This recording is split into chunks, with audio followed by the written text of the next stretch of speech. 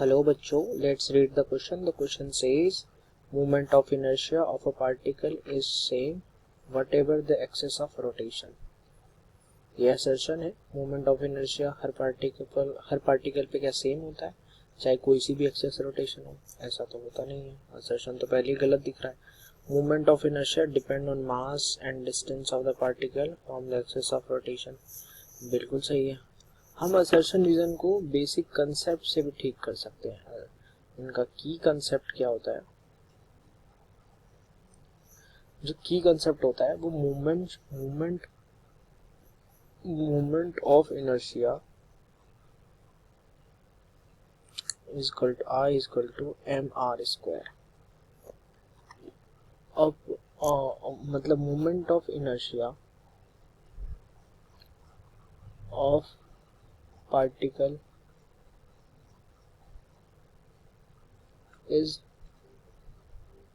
different with respect to axis of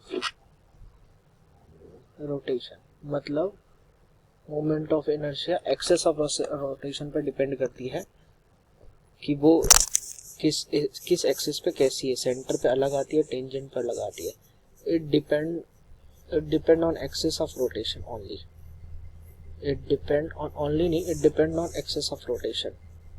it is depend on axis of rotation. अब moment of inertia depend किन किन चीजों पे और करती है. Moment of inertia depends on first पहला मास पे, दूसरा डिस्टेंस पे, तीसरा एक्सिस ऑफ रोटेशन जो हमने ऊपर पढ़ लिया एक्सिस ऑफ रोटेशन पे.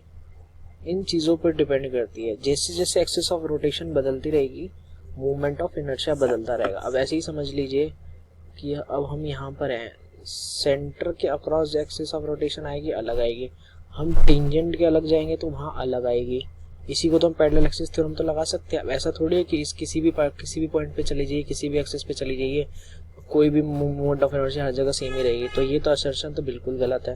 तो depend on mass and distance of the particle from the axis of rotation, ये ठीक है. असर्शन गलत है, रीजन ठीक है. तो answer is D. Hope you understood it well. Best of luck.